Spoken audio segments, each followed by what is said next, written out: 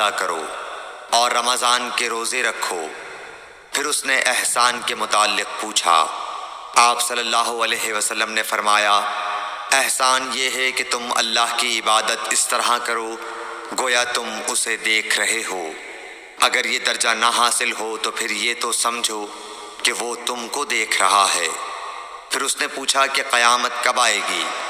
آپ صلی اللہ علیہ وسلم نے فرمایا کہ اس کے بارے میں جواب دینے والا پوچھنے والے سے کچھ زیادہ نہیں جانتا، البتہ میں تمہیں اس کی نشانیاں بتلا سکتا ہوں۔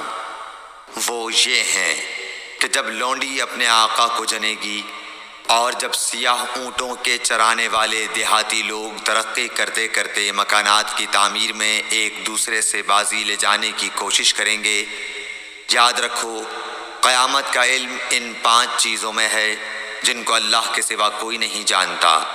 پھر آپ صلی اللہ علیہ وسلم نے یہ آیت پڑھی کہ اللہ ہی کو قیامت کا علم ہے کہ وہ کب ہوگی۔